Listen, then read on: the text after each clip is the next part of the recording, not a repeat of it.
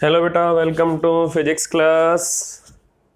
बेटा, last video lecture में मैंने डिस्कस किया था यूनिफॉर्म सर्कुलर मोशन। और बेटा, यूनिफॉर्म सर्कुलर मोशन में हम सेंट्रीपिटल एक्सेलरेशन पे काम कर रहे थे। तो बेटा, सेंट्रीपिटल एक्सेलरेशन पे हमने लास्ट वीडियो लेक्चर में काम किया था। तो आज हम सेंट्रीपिटल एक्सेलरेशन का एक्सप्रेशन फाइंड आउट करने वाले हैं। Centripetal acceleration.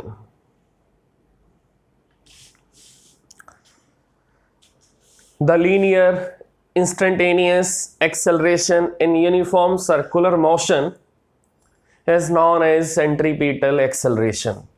तो बेटा, ये आपको प्रॉपर वे से माइंड में रखना है। The linear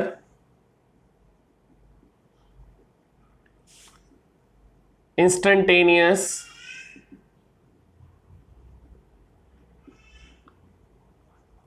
acceleration in uniform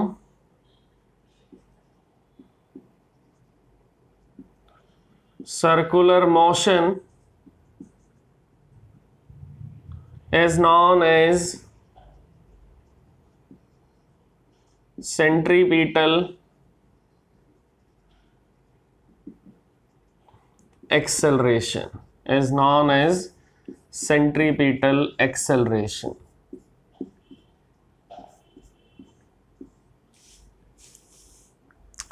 तो बेटा, ये आपको ध्यान रखना है कि due to regular change in direction of velocity, due to regular change in direction of velocity, there is regular change in direction of acceleration in uniform circular motion.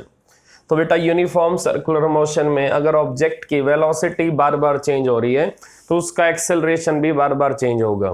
तो अगर उसका एक्सेलरेशन बार बार चेंज हो रहा है तो इसका मीनिंग है कि that kind of motion is known as uniformly accelerated circular motion.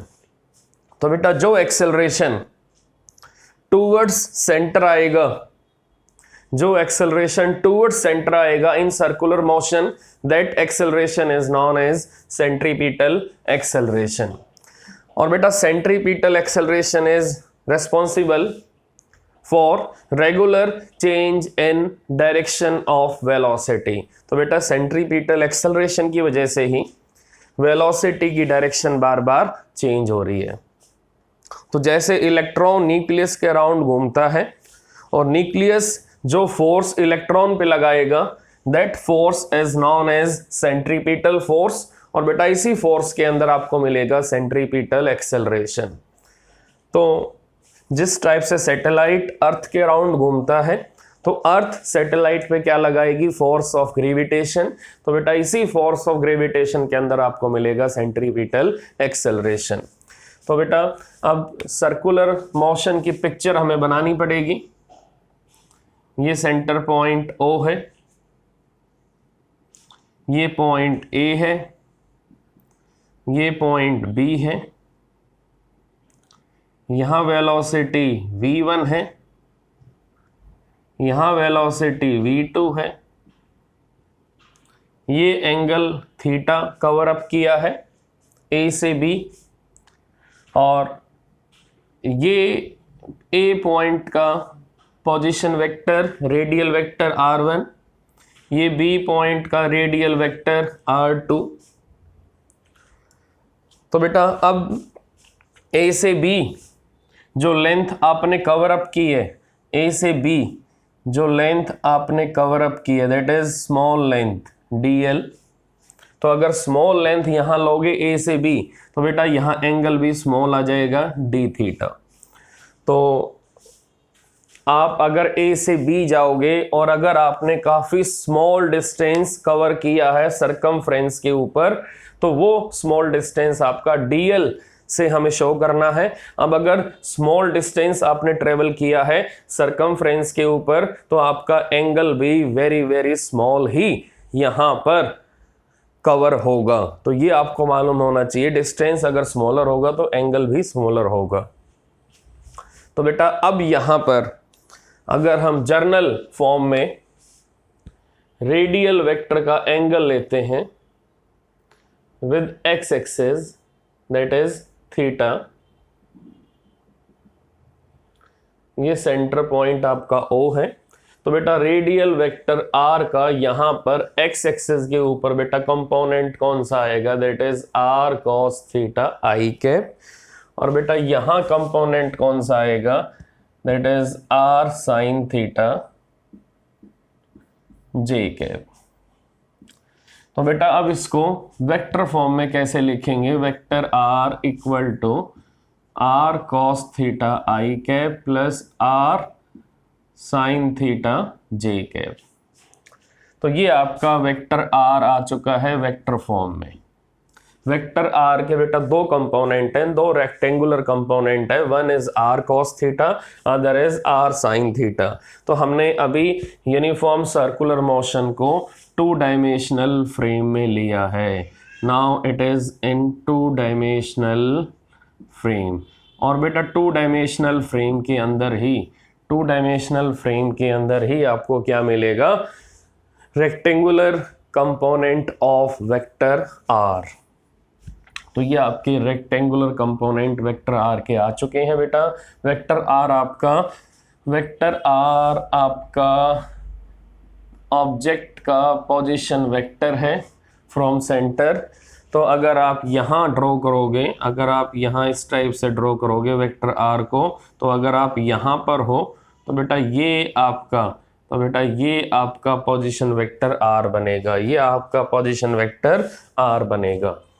तो अब पोजीशन वेक्टर R को हमने लिखा R cos theta I cap plus R sin theta J cap. तो अब हम यहाँ पर इस पॉइंट पे इंस्टेंटेनियस वेलोसिटी फाइंड आउट करेंगे। तो बेटा इंस्टेंटेनियस वेलोसिटी का फार्मूला क्या बनेगा, इंस्टेंटेनियस वेलोसिटी का फार्मूला क्या बनेगा, दैट इज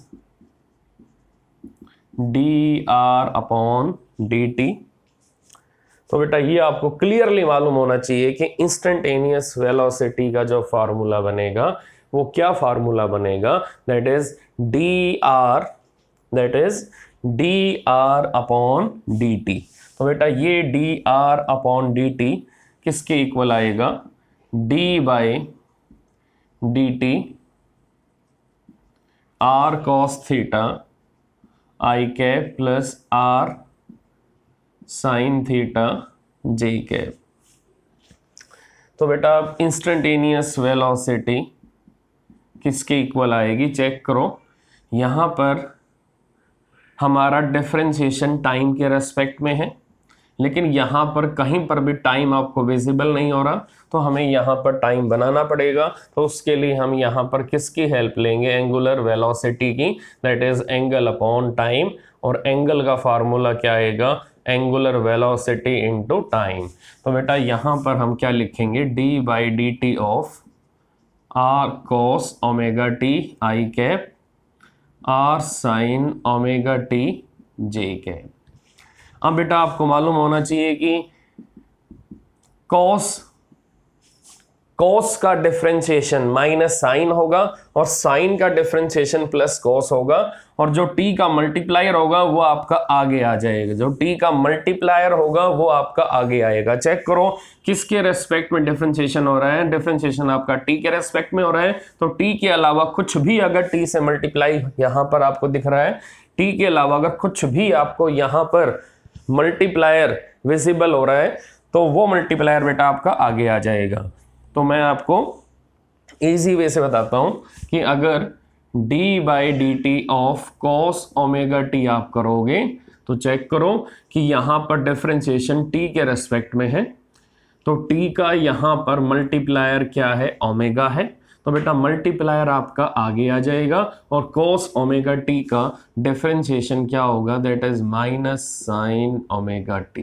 बेटा इसी टाइप से अगर आप लिखोगे d by D T of sine omega T, तो सबसे पहले मल्टीप्लायर t का आगे आएगा, t का कॉफिशिएंट आपका आगे आ जाएगा ओमेगा, और cos plus cos omega T, sine का डिफरेंशिएशन प्लस कॉस होगा, कॉस का डिफरेंशिएशन माइनस साइन होगा। तो बेटा ये फॉर्मूला आपको प्रॉपर वे से मालूम होना चाहिए कि t का जो मल्टीप्लायर होगा, t का जो कॉफिशिएंट होगा, वो डिफरेंशिएशन होने के बाद आपका आगे आ जाएगा। आगे का मीनिंग ये आपका मल्टीप्लाई होगा किसके साथ, साइन ओमेगा टी के साथ, और यहाँ ये मल्टीप्लाई होगा कॉस ओमेगा टी के साथ। तो बेटा मीनिंग ऑफ ओमेगा, ओमेगा हम किसको बोल रहे हैं, ओमेगा हम बोल रहे हैं एंगुलर वेलोसिटी को, इसको बेटा हम ओमेगा बोलते हैं।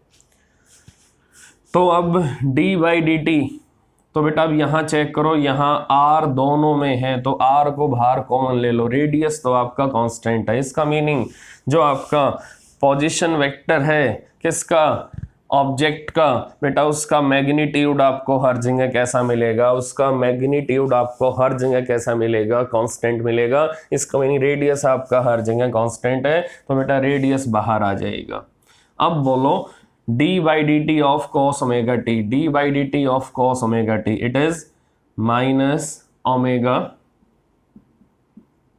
Sign omega T I cap, now plus omega cos omega T J cap. तो बेटा अब आपके पास वेलोसिटी आ चुकी है, तो अब आपने इंस्टेंटेनियस वेलोसिटी यहाँ पर फाइंड आउट कर ली है। अब हम निकालेंगे instantaneous acceleration. Now instantaneous acceleration is known as, now instantaneous acceleration is known as centripetal acceleration. Now instantaneous acceleration is known as centripetal acceleration. अब चेक करते हैं a इक्वल टू ए सी, तो अगर a ए सी के इक्वल है तो अब चेक करते हैं यहाँ पर इंस्टेंटेनियस एक्सेलरेशन अगर आपका सेंट्रीपिटल एक्सेलरेशन के इक्वल है तो चेक करते हैं यहाँ क्या एक्सप्रेशन बनेगा, यहाँ क्या वैल्यू आएगी। तो बोलो बेटा आर तो आपका पहले से ही बाहर है, अब यहाँ चेक करो ओमेगा, ओमेगा दोनों जगह है तो ओमेगा को भी बाहर ले लो बेटा। अब यहाँ चेक करो अंदर क्या है, माइनस साइन ओमेगा टी। अब बेटा साइन का डिफरेंशिएशन क्या होगा, कॉस ओमेगा टी, और मल्टीप्लायर आपका आगे आ जाएगा।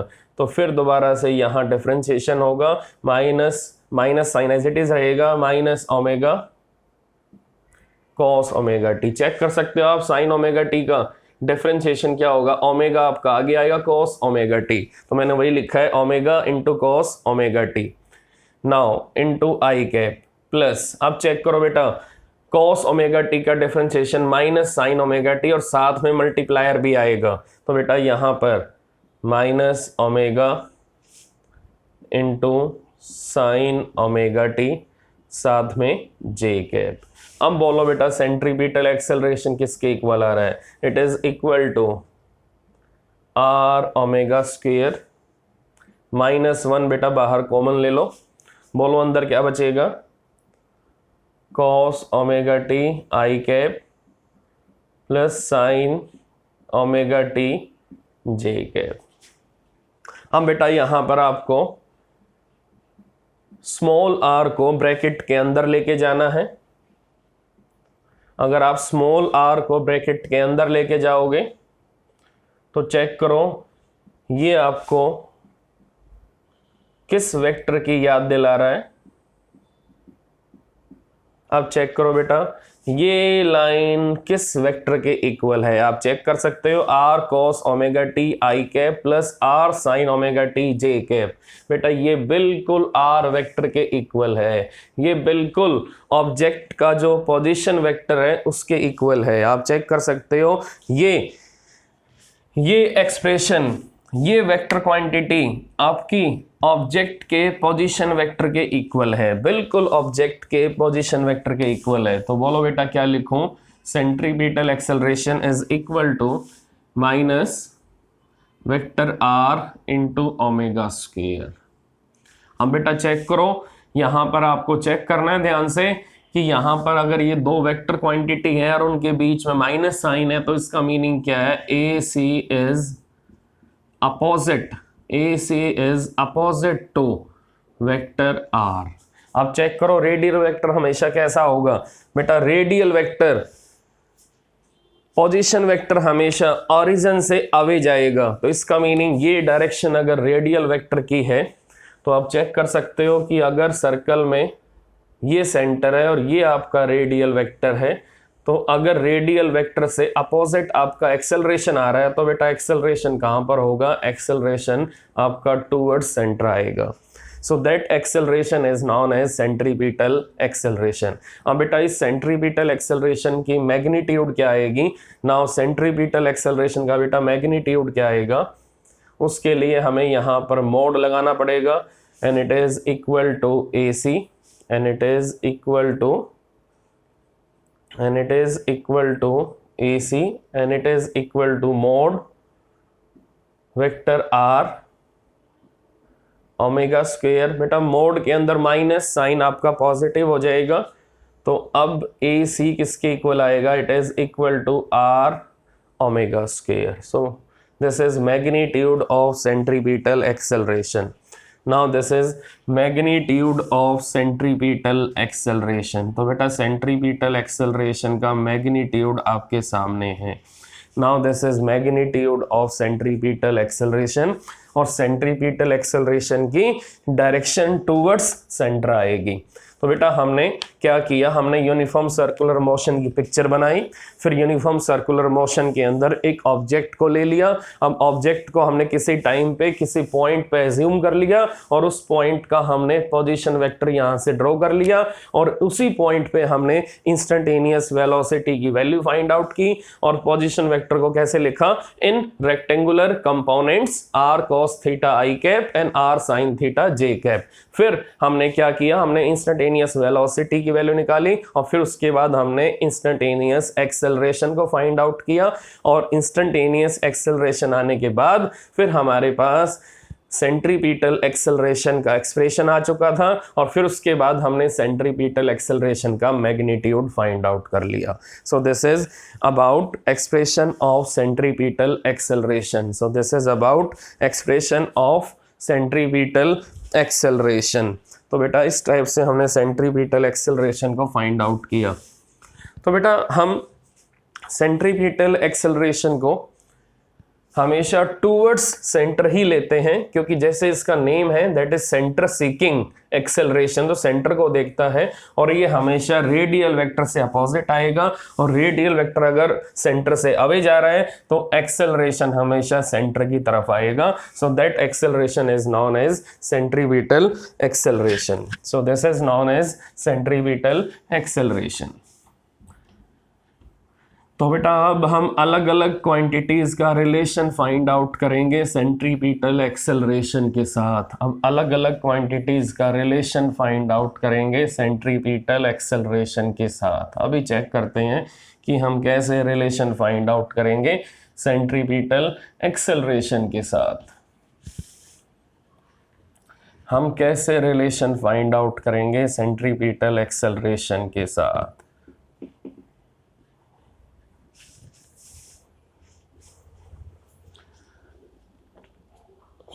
सबसे पहले हम यूनिफॉर्म सर्कुलर मोशन का सर्कल ड्रॉ करेंगे। ये सेंटर आपका O है, ये आपका रेडियल वेक्टर R है, और ये डायरेक्शन है सेंट्रीपिटल एक्सेलरेशन की। अब ये सर्कल अगर आपका XY प्लेन में है, मींस ये बोर्ड के प्लेन में है, तो बेटा चेक करो यहाँ पर वेलोसिटी की डायरेक्शन आएगी टेंजेंट टू पाथ। अब चेक करो कि यहाँ पर वेलोसिटी की डायरेक्शन आ रही है टेंजेंट टू पाथ। अब वेलोसिटी में और रेडियल वेक्टर में बोलो बेटा कितना एंगल बनेगा, that is 90 degree. It means velocity always perpendicular to radial vector.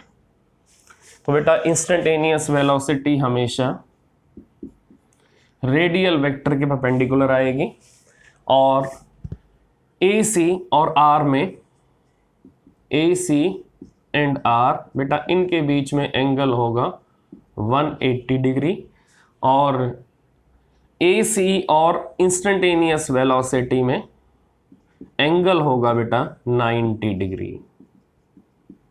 तो ये आपको मालूम होना चाहिए कि इंस्टेंटेनियस एक्सेलरेशन आपका वेलोसिटी के साथ एंगल 90 बनाएगा। इंस्टेंटेनियस एक्सेलरेशन हमेशा वेलोसिटी के साथ एंगल 90 बनाएगा, और यही इंस्टेंटेनियस एक्सेलरेशन, यही आपका सेंट्रीपिटल एक्सेलरेशन बार बार वेलोसिटी की डायरेक्शन को चेंज करेगा। अब बेटा अगर आप इस मोशन को 3D फ्रेम में चेक करोगे तो बेटा 3D फ्रेम में आपको एंगुलर डिस्प्लेसमेंट और एंगुलर वेलोसिटी को भी वेक्टर नेचर के अंदर शो करना पड़ेगा। मैं बेटा ये बता रहा हूं आपको कि अगर आप इस मोशन को 3D में एनालाइज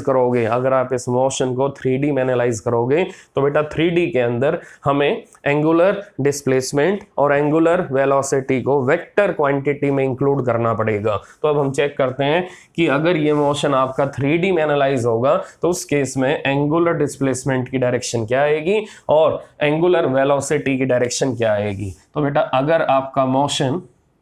अगर आपकी रोटेशन एंटी क्लॉकवाइज होगी तो बेटा थीटा आपका वर्टिकली आउटवर्ड आएगा फॉर एंटी क्लॉकवाइज रोटेशन।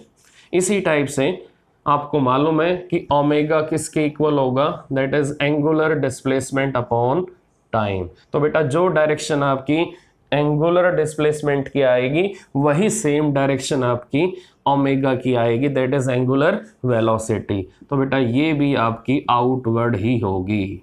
तो अगर आपका रोटेशन एंटी क्लॉकवाइज है अबाउट एन एक्सिस तो आपकी ओमेगा वर्टिकली आउटवर्ड होगी। इट मींस अगर ये आपका सर्कल है और ये आपका सेंट्रल एक्सिस है जिसके अबाउट आप रोटेट कर रहे हो, तो अगर आप एक्स वाई प्लेन में रोटेट कर रहे हो तो बेटा आपका जो एक्सिस होगा वो जेड एक्सिस बनेगा, क्योंकि आपको मालूम है कि अगर आप एक्स वाई प्लेन में रोटेट करोगे तो आपका सेंट्रल एक्सिस जिसके अबाउट आप एंगल कवर करोगे वो सेंट्रल एक्सिस एक्स वाई से परपेंडिकुलर होगा, और बेटा जो लाइन एक्स वाई से परपेंडिकुलर होगी वो हमेशा जेड एक्सिस को फॉलो करेगी। तो यहां पर आपका एक्सिस जेड एक्सिस है। अब चेक करो, यहां अगर आपकी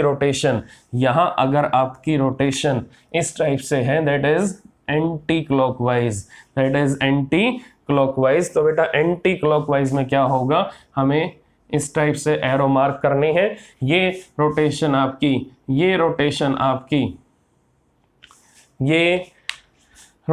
आपकी एंटी क्लॉकवाइज है, ये रोटेशन आपकी एंटी क्लॉकवाइज, और ये रोटेशन बेटा आपकी क्लॉकवाइज होती है, तो आपको चेक करना है कि रोटेशन आपने कौन सी रखी है। अगर आप रोटेशन रखोगे, अब चेक करो, अगर आपकी रोटेशन इस type say that is anti clockwise, तो बेटा इस केस में क्या होगा, अगर आपकी रोटेशन एंटी क्लॉकवाइज है तो आप एंटी क्लॉकवाइज रोटेशन के लिए ओमेगा की डायरेक्शन कैसे लोगे, by right hand thumb rule. अगर आपकी रोटेशन एंटी क्लॉकवाइज है तो ओमेगा की डायरेक्शन के लिए थंब आपका काम करेगा, तो राइट हैंड थंब आपको बताएगा डायरेक्शन ऑफ एंगुलर वेलोसिटी। तब चेक करो कि अगर आपका रोटेशन एंटी क्लॉकवाइज है तो ओमेगा बेटा आपका आउटवर्ड आएगा, outward from plane of circle और प्लेन ऑफ बोर्ड और प्लेन ऑफ पेपर। तो अगर आप सर्कल बना रहे हो बोर्ड पे तो बोर्ड के प्लेन से एंगुलर वेलोसिटी बाहर निकलेगी, और अगर आप सर्कल बना रहे हो नोटबुक में पेपर पे तो एंगुलर वेलोसिटी पेपर से बाहर आएगी। और अगर आप सर्कल बना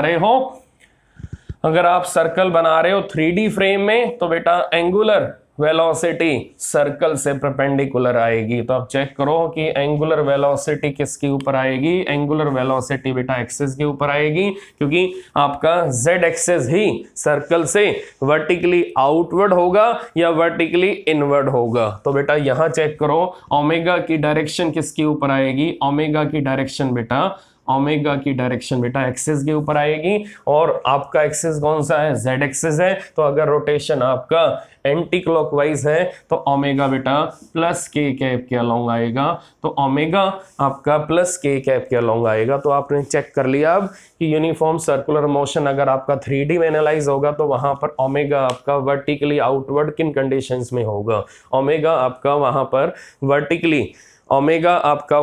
वर्टिकली आउटवर्ड किन कंडीशंस में होगा। तो बेटा ये आपको ध्यान रखना है कि अगर रोटेशन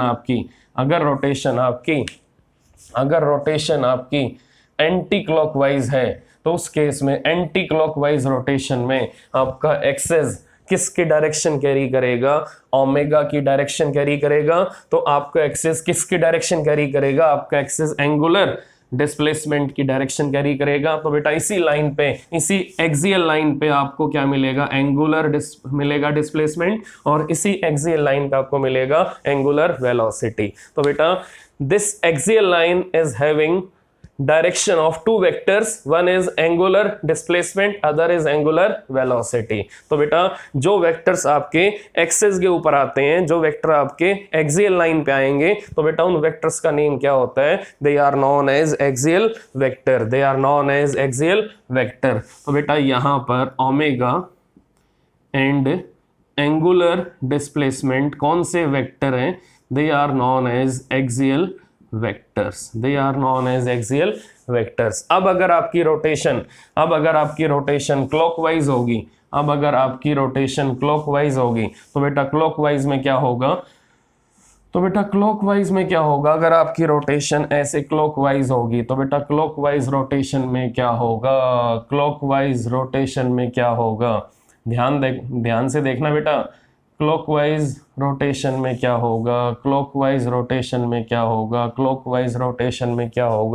बेटा क्लॉकवाइज रोटेशन में आपका ओमेगा वर्टिकली इनवर्ड आएगा, एंगुलर डिस्प्लेसमेंट वर्टिकली इनवर्ड आएगा। तो चेक करो कि अगर एंगुलर डिस्प्लेसमेंट आपका वर्टिकली इनवर्ड है, एंगुलर वेलोसिटी आपकी वर्टिकली इनवर्ड है, तो यहाँ पर माइनस के कैप आएगा। माइनस के कैप किसकी डायरेक्शन होगी, माइनस के कैप ओमेगा और थीटा की डायरेक्शन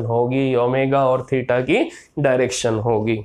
तो आप चेक करो बेटा कि 3D में ओमेगा अगर z एक्सिस पे आएगा तो ओमेगा किस किस के साथ एंगल 90 बनाएगा। आप चेक करो, ये quantity instantaneous velocity, centripetal acceleration और रेडियल वेक्टर, बेटा ये तीनों क्वांटिटी आपकी XY प्लेन में आप चेक कर सकते हो कि instantaneous velocity tangent to path है, और रेडियल वेक्टर और सेंट्रीपिटल एक्सेलरेशन ये दोनों सर्कल के अंदर हैं। तो आप चेक करो, इंस्टेंटेनियस वेलोसिटी, रेडियल वेक्टर और सेंट्रीपिटल एक्सेलरेशन ये तीनों XY प्लेन में है। It means omega perpendicular to R, omega perpendicular to AC, omega perpendicular to instantaneous velocity और इंस्टेंटेनियस स्पीड। तो बेटा ओमेगा इन तीनों क्वांटिटीज से परपेंडिकुलर होगा, ओमेगा इन तीनों क्वांटिटीज से एंगल 90 डिग्री बनाएगा। रीजन क्या है, हमेशा z एक्सिस XY प्लेन से परपेंडिकुलर होगा। अब XY प्लेन में आपकी कौन कौन सी क्वांटिटी है चेक कर सकते हो आप, ये इंस्टेंटेनियस वेलोसिटी, ये सेंट्रीपिटल एक्सेलरेशन और ये रेडियल वेक्टर और रेडियस वेक्टर। तो बेटा रेडियस वेक्टर को हमने बोला रेडियल वेक्टर। तो बेटा अब आपको क्लियरली मालूम हो चुका है कि सेंट्रीपिटल एक्सेलरेशन की डायरेक्शन कहाँ होगी और सेंट्रीपिटल एक्सेलरेशन आपका किन किन क्वांटिटीज के साथ एंगल 90 एंगल 180 डिग्री बनाएगा। तो अब इसके बाद अब हमें ये मालूम चल चुका है कि सेंट्रीपिटल एक्सेलरेशन का फार्मूला क्या है, सेंट्रीपिटल एक्सेलरेशन का मैग्नीट्यूड क्या है, सेंट्रीपिटल एक्सेलरेशन की डायरेक्शन क्या है। तो बेटा अगर मोशन आपका नॉन यूनिफॉर्म होगा, अगर मोशन आपका नॉन यूनिफॉर्म सर्कुलर होगा, if you have non-uniform circular motion, तो बेटा नॉन यूनिफॉर्म सर्कुलर मोशन में आपको दो टाइप के एक्सेलरेशन मिलेंगे। तो मैं आपको जस्ट आइडिया दे रहा हूं कि नॉन यूनिफॉर्म सर्कुलर मोशन में ये अगर आपका रेडियल वेक्टर है, ये अगर आपका रेडियल वेक्टर है तो ये आपका सेंट्रीपिटल एक्सेलरेशन होगा। तो बेटा यहां पर सेंट्रीपिटल एक्सेलरेशन के साथ साथ यहां पर आपको क्या मिलेगा, यहां पर आपको टेंजेंशियल एक्सेलरेशन भी मिलेगा, यहां पर आपको टेंजेंशियल एक्सेलरेशन भी मिलेगा। तो बेटा इस टेंजेंशियल एक्सेलरेशन की वजह से मोशन के अंदर, सर्कुलर मोशन के अंदर स्पीड आपकी बार बार चेंज होगी, स्पीड आपकी बार बार चेंज होगी। So that kind of motion is known as non uniform circular motion, that kind of motion is known as non uniform circular motion. तो बेटा नॉन यूनिफॉर्म सर्कुलर मोशन में ये आपको ध्यान रखना है, नॉन यूनिफॉर्म सर्कुलर मोशन में ये आपको ध्यान रखना है कि यहाँ पर आपकी वेलोसिटी अलग अलग आएगी। तो बेटा जब भी आपका सर्कल वर्टिकल प्लेन में बनेगा, जब भी आपका सर्कल वर्टिकल प्लेन में बनेगा तो बेटा वहाँ पर आपको टेंजेंशियल एक्सेलरेशन भी मिलेगा और वहाँ पर आपको सेंट्रीपिटल एक्सेलरेशन भी मिलेगा। इसका बेटा बेस्ट एग्जांपल क्या है कि सर्कस के अंदर जो डेथ वेल होता है उसमें जो मोटरसाइकिलिस्ट बाइक को रन कराता है, तो बेटा वहां जब सर्कल उसका वर्टिकल प्लेन में बनेगा तो बेटा वर्टिकल प्लेन में जो सर्कल बनेगा वहां पर उसका मोशन नॉन यूनिफॉर्म हो जाएगा, वहां पर उसका मोशन नॉन यूनिफॉर्म हो जाएगा। तो ये बेटा आपको ध्यान रखना है कि उसका मोशन नॉन यूनिफॉर्म किन कंडीशंस में होगा। तो बेटा अब इसके बाद हमें ये मालूम चल चुका है कि सेंट्रीपिटल एक्सेलरेशन का फार्मूला क्या है। तो अब हम कुछ बेसिक न्यूमेरिकल करेंगे सेंट्रीपिटल एक्सेलरेशन के। बेटा न्यूमेरिकल करने से पहले हमें मालूम होना चाहिए लीनियर वेलोसिटी और एंगुलर वेलोसिटी में क्या रिलेशन है। तो सबसे पहले हम यूनिफॉर्म सर्कुलर मोशन का सर्कल ड्रॉ करेंगे और अब चेक करेंगे कि अगर आप ए पॉइंट पे, तो ए पॉइंट पे आपकी वेलोसिटी v1 है, फिर अगर आप बी पे आओगे तो वेलोसिटी v2 हो जाएगी। तो आप चेक करो बी पॉइंट पे अगर आप आओगे तो यहाँ पर आपका r2 वेक्टर आएगा और यहाँ पर r1 वेक्टर आएगा और ये एंगल आपका अगर काफ़ी स्मॉलर है तो इसको हम d थीटा से शो करेंगे। तो बेटा यूनिफॉर्म सर्कुलर मोशन है और आपकी रोटेशन एंटी क्लॉकवाइज है xy प्लेन में, xy प्लेन में अबाउट एन एक्सिस, ये आपका एक्सिस ऑफ रोटेशन है, ये आपका एक्सिस ऑफ रोटेशन। अब चेक करो, ध्यान से चेक करना बेटा, अब चेक करना ध्यान से। ये आपका r1 वेक्टर, ये आपका r2 वेक्टर और आप a से b जा रहे हो। तो अगर a से b आपने स्मॉल लेंथ कवर अप की dl, तो आपने a से b एंगल कितना कवर अप किया, d थीटा, स्मॉल एंगल, और कितने टाइम में कवर अप किया, स्मॉल टाइम में। तो बेटा A से B अगर आपका डिस्प्लेसमेंट काफ़ी स्मॉलर है, A से B अगर आपका डिस्टेंस काफ़ी स्मॉलर है, तो A से B हमारी इंस्टेंटेनियस स्पीड क्या आएगी, दैट इज dl/dt। तो बेटा मैंने आपको इंस्टेंटेनियस वेलोसिटी बताई है, तो अगर आप एरो हटा दोगे तो ये बन जाएगी instantaneous speed. Now it is dl/dt, now it is dl/dt। A and B are very near to each other, तो आपको लिखना पड़ेगा A and B are very near to each other. तो अब यहां पर आपको मालूम होना चाहिए कि एंगल का फार्मूला होता है angle equal to arc upon radius. तो बेटा चेक करो, अगर एंगल काफी स्मॉलर होगा तो आर्क भी काफी स्मॉलर होगी, तो हम क्या लिखेंगे, D theta equal to dl/r। तो अब यहां पर इंस्टेंटेनियस स्पीड किसके इक्वल आएगी बेटा, ये r d थीटा हो जाएगा, dl की value that is r d theta, तो r d theta upon dt। तो बेटा आप चेक करो, अब चेक करो इंस्टेंटेनियस, अब चेक करो इंस्टेंटेनियस स्पीड किसकी इक्वल आ रही है। Now instantaneous speed is equal to, now instantaneous speed is equal to, instantaneous speed is equal to r d theta upon dt. now tell me angular speed किसकी equal होगी बेटा। now tell me instantaneous angular speed, instantaneous angular speed small angle upon small time, तो बेटा v instantaneous किसके equal आ रहा है, it is r omega instantaneous speed। तो बेटा आप चेक कर लो v इंस्टेंटेनियस किसके इक्वल आ रहा है, it is equal to r into instantaneous angular speed, r into instantaneous angular speed. अब बेटा अगर आपको v में और r में रिलेशन मिल चुका है, आप चेक करो, अब आपको v में और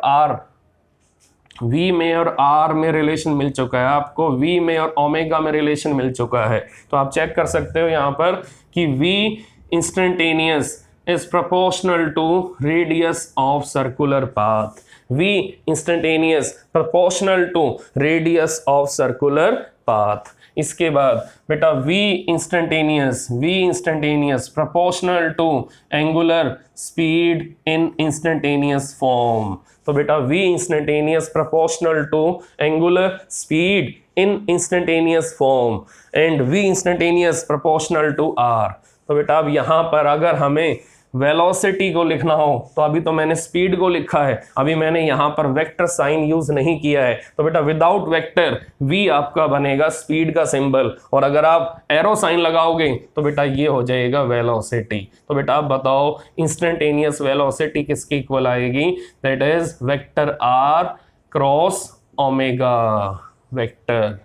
तो आप चेक करो इंस्टेंटेनियस वेलोसिटी का फार्मूला क्या बनेगा, that is cross product of radial vector and angular velocity. तो बेटा ये रेडियल वेक्टर है और ये एंगुलर वेलोसिटी है। अब इस फॉर्मूले को आप ओपन करोगे तो क्या आएगा, R omega N cap, R omega N cap. तो बेटा आर ओमेगा एन कैप कैसे आया, तो बेटा चेक करो, अगर ये ए क्रॉस बी है तो ए क्रॉस बी का अगर फॉर्मूला ओपन होगा तो क्या आएगा, R omega sine 90 into N cap. अब चेक करो, आर आपका रेडियल वेक्टर है और ओमेगा आपकी किसके ऊपर आएगी, जेड एक्सिस के ऊपर आएगी। तो बेटा ओमेगा मीन्स एंगुलर स्पीड आपकी z एक्सिस के ऊपर आएगी। अब चेक करो, रोटेशन आपका एंटी क्लॉकवाइज है, तो एंटी क्लॉकवाइज रोटेशन में बेटा ओमेगा कैसी होगी, वर्टिकली आउटवर्ड होगी, तो इसका मीनिंग यहाँ पर ओमेगा आएगी वर्टिकली आउटवर्ड। अब चेक करो, ये आपका रेडियल वेक्टर है, तो रेडियल वेक्टर और ओमेगा के बीच में बोलो बेटा एंगल कितना बनेगा, that is 90 degree, that is 90 degree. तो बेटा यहाँ पर ए क्रॉस बी का फॉर्मूला